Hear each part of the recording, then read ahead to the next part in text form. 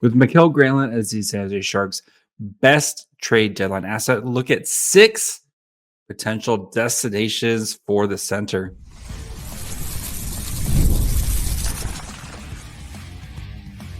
You're Locked On Sharks, your daily podcast on the San Jose Sharks, part of the Locked On Podcast Network, your team every day. Hello, welcome to Locked On Sharks, the premier hockey podcast covering your favorite team in the Bay Area. My name is JD Young, caretaker at the Reef, also the co-host of Locked On NHL's Tuesdays. I want to thank you for making Locked On Sharks your first listen. Proudly part of the Locked On Network. We cover your team every day. If you want to be an everyday, all you have to do is just follow wherever you get podcasts, or you can watch on YouTube as well. And today we're going to be discussing Mikael Granlund trade destinations. So we're going to look at 6 teams who I think are reasonable fits for the Sharks and get to know what assets they have. This isn't trying to build trade packages. This is just seeing what they have, what the Sharks might need to do to make a trade work, and just trying to kind of start digging into, what these teams have. So we're going to go through this list alphabetically. This isn't like a ranking of which ones. This isn't a like, these are who you're going to get. These are the best player. Like, this is just kind of a getting to know. So that way, when you hear names pop up, like the Avalanche are potentially interested, or the Jets or whomever, just to kind of, you have a baseline knowledge of what their situation is, right? Because every team's got a different prospect pool. Every team has different draft picks. Every team has different deadline cap space. So all those are different hurdles that the Sharks and whatever team are going to have to kind of navigate with this Granlund trade. As a reminder, Granlund has 1 year left on his $5 million deal. Has been the best Shark since he was traded for. And, of course, the Sharks don't have a retention slot left. They still have the Brent Burns, the last year of the Brent Burns, and they still have multiple years left on the Tomas Hertl and Erik Karlsson retention slot. So those are things to keep in mind. With the 6 teams here, all these teams, I went through a recent article on The Athletic where every kind of team, like, they had the needs for the team, and these were the teams I thought would make the most sense for the Sharks. As all these teams are kind of looking for that middle 6 center, someone to help stabilize either their second or third line, and I think that's kind of where Granlund fits for these teams. So we're going alphabetically by city or name, I guess state name or whatever they're named. So we're going to start with the Colorado Avalanche. The Avalanche right now have projected to have about a little under $4 million of deadline cap space as of right now. Deadline cap space can fluctuate very quickly based on, call-ups, who's on IR, all that type of like just different kind of situations. And we would need a little help to try to get a trade between these potential teams just because of their deadline cap space. So they are projected, again, they do have some LTIR and stuff like that. Their cap situation is a little bit funky right now, but they did make up a little bit of room with the with the recent trade when they got Natchez. Sorry. For the Avalanche, though, something to keep in mind is their draft picks. They don't have a first round this year. They do have 2 second round picks. They have the Rangers pick, which is probably going to be kind of middle of the second round. And then they have the Hurricanes pick, which is probably going to be end of the second round for them. And then just to kind of keep in mind what type of other assets they have. So looking at their prospect pool, again, these aren't, I cannot stress this enough. These are not targets, right? Like the Sharks are, I'm going to tell you right now, the Sharks are not going to get Callum Ritchie from the Colorado Avalanche if they make a trade, but these are just names to know, kind of names to know in their prospect pool. So Ivan, who's been kind of an AHL and guys playing in the AHL, has played some NHL games as well. Sean Behrens, who's a defenseman, but is out this entire season with an injury. Missed the entire season, so a little bit hard. That's something you have to kind of keep in mind with him. And Jean-Luc Foudy's been playing forward in the AHL, is kind of hitting that, like, he's the same draft as, I think, if I recall correctly, he's still that 2020 draft. One of those guys who's just hasn't kind of established himself as an NHL player yet.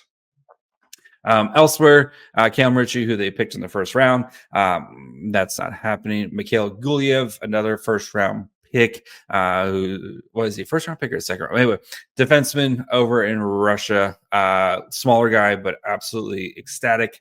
And then Oscar Olsson, he would be a guy that could be potentially. He's one of those guys who's probably getting ready to make the jump over to North America here, kind of like as a middle six type of forward. But again, for the Colorado Avalanche, if you're trying to win the cup this year, Oscar Olsson isn't helping you win the cup this year. So that's the Colorado Avalanche, kind of what they're at right now. So they would have to make some sort of trade. They would have to try to either they could send over a roster player. That's always something, like, give us one of your guys and we'll type of scenario. So maybe, like, it would be tough because, like, there's just in such a weird spot with Landeskog and Nichushkin, who are, I know Nichushkin's been kind of dealing with injuries. Landeskog's supposed to be kind of gearing up to getting back here. They're just, like, in such a weird spot with their roster where they don't really have, like, a lot of guys who they could potentially, like, send back. Maybe Jonathan Drouin, but, like, Jonathan Drouin's probably a little bit too good to send back. You just got Jack Drury, like, who's a little bit younger of a centerman, but he is cost controlled for the next couple seasons. And even, like, along the defense, they have a couple guys who are on injured, like, who are dealing with some injuries right now. And none of their guys that they probably want to send back as well. So this one would probably, if I had to guess, if these two teams did trade, you're probably looking at retention. I know that it's really close. But you're probably going to have to find a third team, just because with how funky Colorado's cap situation is right now with so many injuries. So let's turn over to the next team. I think that makes a lot of sense. The Dallas Stars. So the Stars, kind of a little bit similar situation with the cap space. They've got about $3.5 or $3.6 million in cap space. For this team,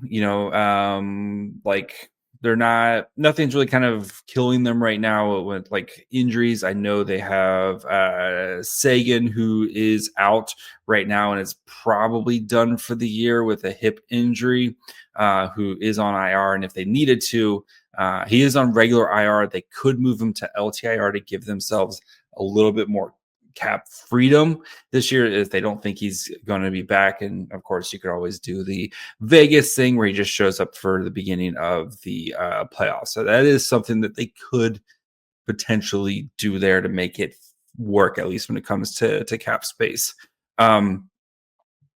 Their draft picks, they have their first round pick this year. They don't have a second round pick, and they do have a third round pick. And basically, they just don't have a second round pick, and they're pretty well stocked up on all their draft picks. Dallas is a really good draft and develop team, as you've seen a lot of their guys start to graduate as NHL players right now. So, looking at their assets, like Bichelle, they're not trading him. I just wanted just a name out there. Antonio Strange is a guy who could be potentially target for him. Guy who hasn't really kind of been able to graduate He does having a nice season in the AHL, 36 points in 36 games with the Texas Stars. But he's 22, turns 23 here in about a week or so, but just hasn't been able to establish himself as a NHL player. One of those situations where maybe new scenery, much easier kind of pipeline could be a guy to kind of look at there. And then Christian Kyrou, Jordan Kyrou's brother, another kind of AHL guy is working his way through. Emil Hemming, they're not going to trade him. They just drafted him. Tristan Bertucci, Araminium, who they did draft recently, but kind of a mid-round defenseman. I really like him. I think he would be a really nice get. I think he was a 4th-round pick 2 years ago. He's playing in college right now. I think on Boston College, if I recall correctly. He's a guy who I would be really excited about potentially getting back in a Grantland, especially with Dallas not having their 2nd-round pick. He'd be a guy I'd be really interested in potentially getting back this year. So that's the Avs. And that's Dallas. We're going to continue looking at New Jersey and Toronto, 2 teams who are Toronto's interesting with their picks and all that fun stuff. So we'll get to those teams here in just 1 second. Super Bowl 59 is here. 1 game, 2 teams, go Birds. Endless possibilities, and there's no better way to make every play more exciting than with FanDuel Sportsbook. Whether it's predicting the first touchdown, calling the MVP, or even betting the coin toss, tails never fails. FanDuel makes it even easier to get in on the action. With live betting all game long, you can adjust your bets as the game unfolds and feel the thrill from kickoff to the final whistle. The live betting feature lets you stay involved no matter what happens on the field, and the app is super easy to navigate. Plus, you can place a $5 bet and potentially win $200 in bonus bets for the Super Bowl. That's the icing on the cake. Download the app or head to FanDuel.com to get started. Bet just $5, and if you win, you'll score $200 in bonus bets. That's FanDuel.com. Bet with FanDuel, official partner of Super Bowl 59. All right. Before we continue looking at the Devils and the Maple Leafs, do want to thank you guys, of course, for making Locked On Sharks your first listen. If you haven't yet, now's a perfect time to subscribe and leave a review. Best way to kind of naturally spread Locked On Sharks to other people, the mighty algorithm. So if you haven't yet, great time now. Hit that subscribe button if you're watching on YouTube. If you're listening, especially on Apple, leave a 5-star review. Say why it's great. It helps to spread the word. So let's continue by looking at the New Jersey Devils. Of course, we know the Sharks and the Devils have traded recently multiple times, right? You think of Mackenzie Blackwood, you think of Timo Meier. These 2 teams fairly, know how to work a trade. So looking at the Devils cap situation, they actually are projected to have enough cap space without having to make a deal. They have over $5 million in deadline cap space, so they could acquire Mikael Granlund theoretically without having to make any other roster moves, at least when it comes to kind of shipping out a contract. I know Eric Holla is on IR right now, and I think that's kind of their only real injury at the moment, other than Jacob Markstrom, who could be. I know they might have to try to do something there to make up for Markstrom, but again, we're focusing on Mikael Granlund, and Mikael Granlund fits. So looking at their picks, no 1st-round pick. They do have 3 second-round picks.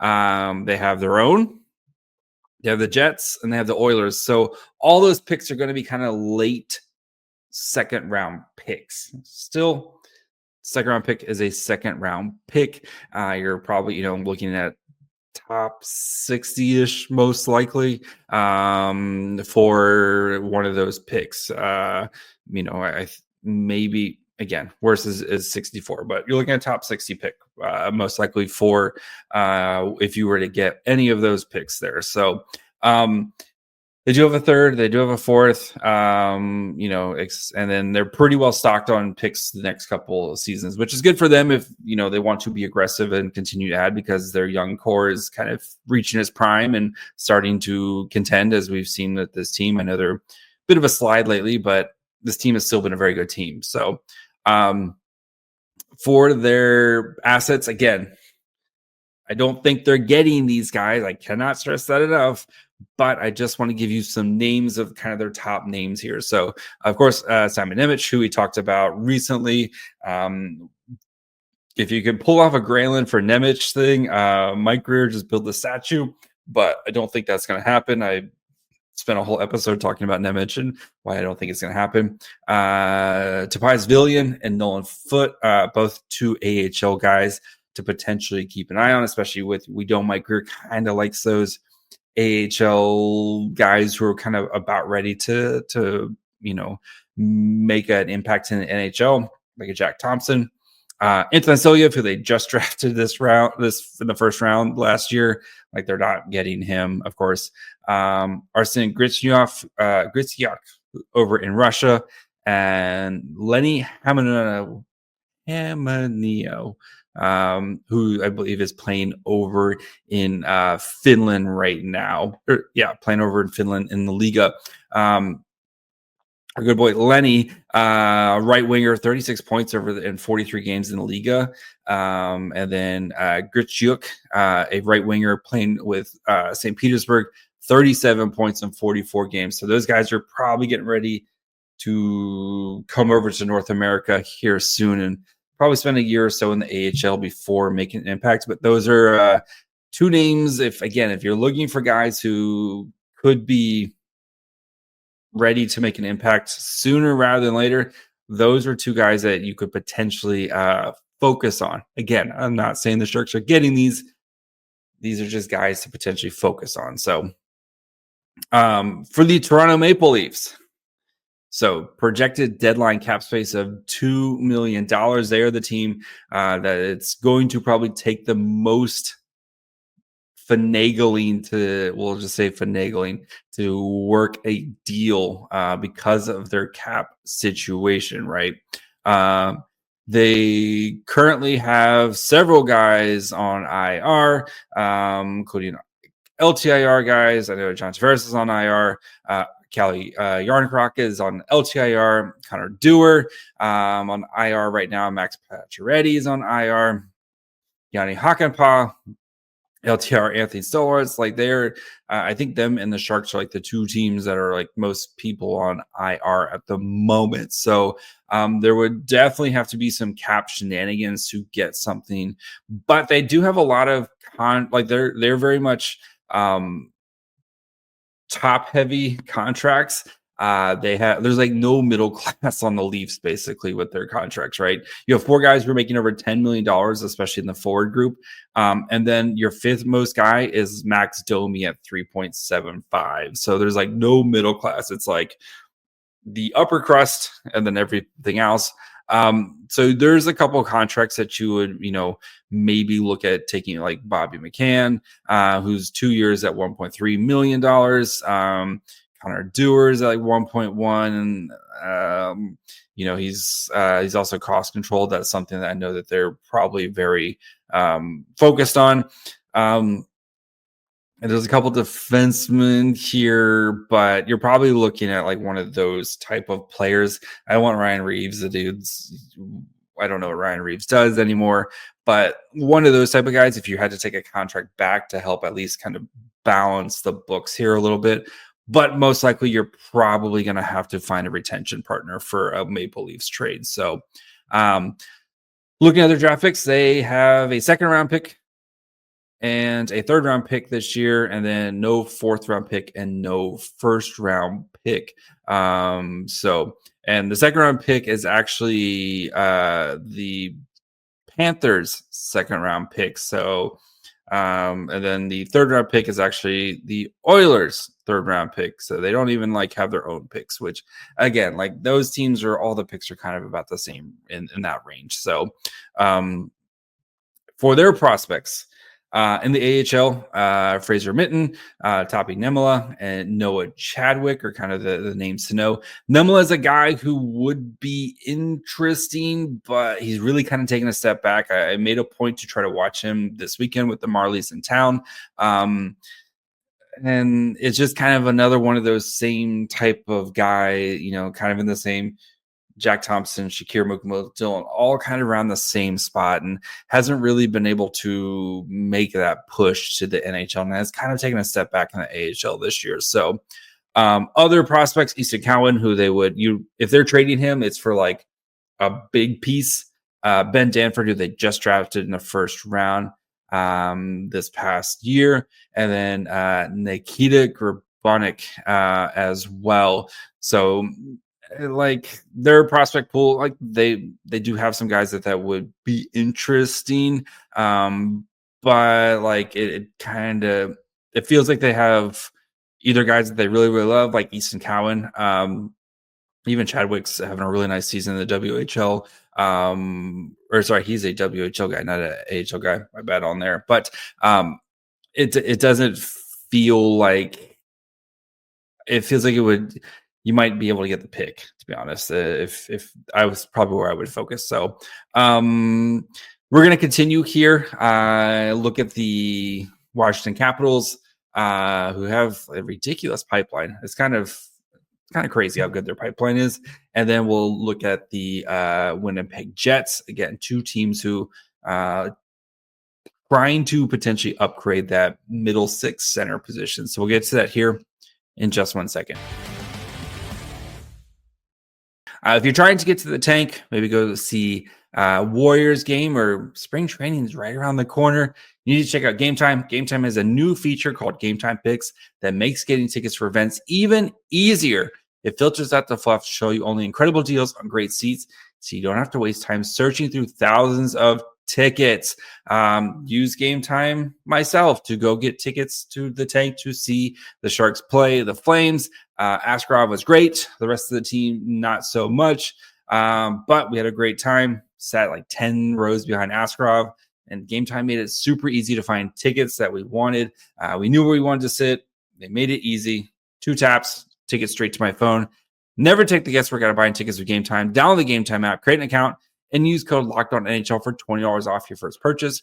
Terms apply. Again, create an account, redeem code LOCKEDONNHL, LOCKEDONNHL for $20 off. Download Game Time today.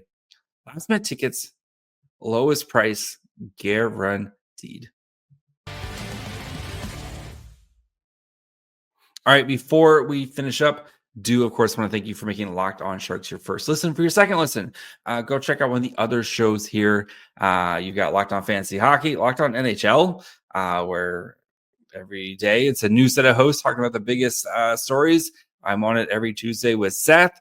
Go check that out, or check out any of the shows here in the Bay Area. Locked On Niners, Locked On Warriors, Iggy getting his jersey retired, Locked On Giants, Locked On A's. Plenty of great stuff here in the Bay Area, and just in Locked On. So where we cover your team every day.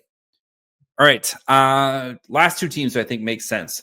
The Washington Capitals, who I think one of the biggest stories of the year. I thought not many teams I was this wrong on. I thought the Caps were going to be just forever floating, waiting for Ovechkin to pass Wayne Gretzky and then pull the plug and full rebuild.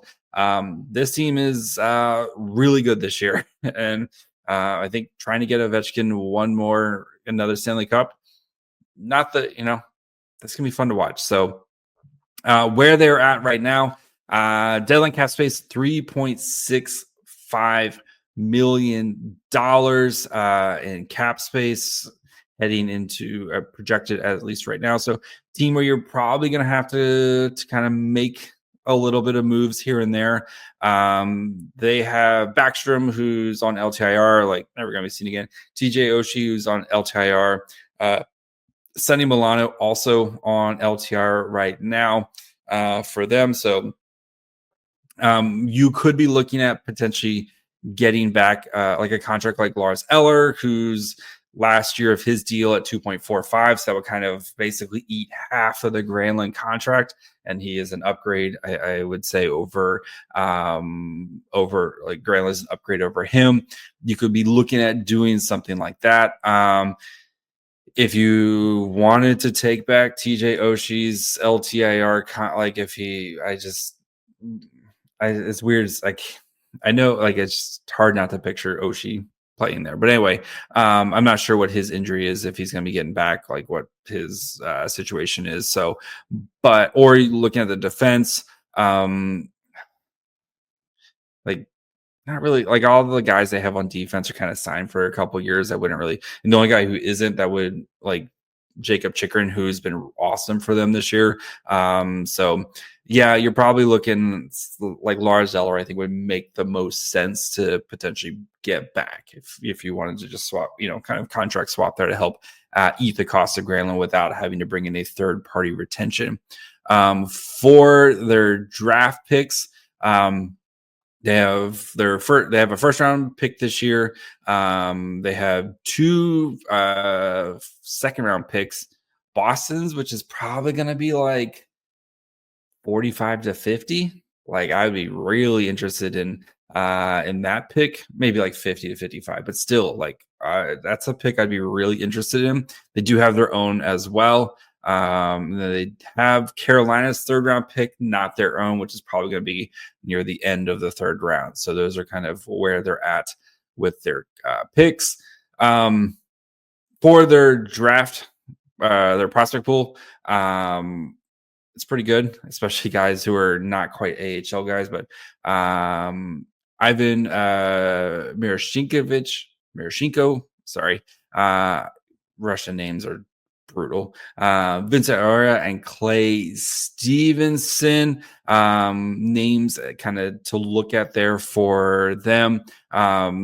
I know they also have Ethan Frank, who's been kind of bouncing between the AHL and the NHL as well. So those are some guys that you potentially would keep an eye on. They're prospects who are not like in the system yet. You're looking at Andrew Cristal, who's amazing, and they would not be trading him. Ryan Leonard, who's going to be a cap in a couple months, and then Tarek Parashik. So a couple guys there, like, they're not trading Ryan Leonard for Mikael Granlund. Like, I'm sure they're licking their chops to get Ryan Leonard in the building here really soon. So finally, the Winnipeg Jets, they have projected deadline cap space of $11 million. So they could easily take on the Mikael Granlund contract without having to do any sort of kind of shenanigans to get him in the building. So they just have Adam Lowry on IR right now. So they're pretty healthy as well. And so, yeah, you wouldn't really have to worry about bringing a contract back. You could, if you really wanted to, like Forever Shark Nemestikov. I think that's the guy they're really trying to kind of upgrade over.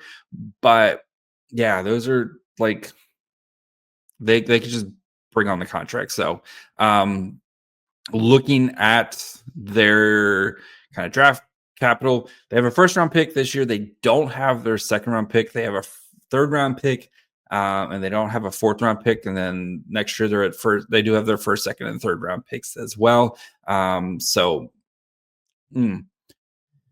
Prospects, Brad Lambert, who I know is up in the NHL right now. Chaz Lucius, who's had a not great. It's been a little bit of a rough ride for him. And Billy Huenla. They've been kind of in that same. You're waiting for the defenseman to, like Topi Nemelo. You're waiting for this defenseman to kind of make a jump, and he just never has. So they're not trading Brad. I love to get. Everyone knows I love Brad Lambert, but that's not happening. So. And then elsewhere, a couple just names to note: Colby Barlow, Braden Yeager, and Alphonse Frage.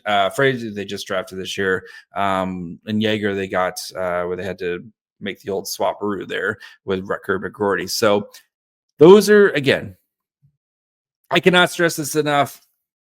The Sharks, like, name, like, some of these names and stuff, like, yeah, like, the Sharks are not getting like Ryan Leonard or, Andrew Cristall or whoever, but just names to know in the prospect pool for those teams, right? And kind of some of their top prospects, where they're at with their cap space, where they're at with their draft capital. All those things come into play, especially with a contract like Mikael Granlund, when you're going to have to, try to squeeze that in. What does that take and stuff like that? So as we start to get more kind of connections of like, hey, the New Jersey Devils are interested, then we'll start to kind of look at trades and what other kind of scenarios make sense and stuff. But right now, since we're still kind of 5 weeks out and so much stuff can happen between now and then. But again, we still want to kind of start doing our research, start doing our homework, and see which teams make sense. And then we can start kind of diving into more, kind of deeper into those teams and what you'd want to potentially get back based off historical trades, right? So that's going to be it for me today. We'll be back tomorrow. So make sure you guys are following wherever you get podcasts. And of course, you can watch on YouTube as well. Follow the show on Twitter, Facebook, and Instagram at Locked On Sharks. Follow me on Twitter and Blue Sky at My Fry Hole. Till tomorrow. Bye, friends.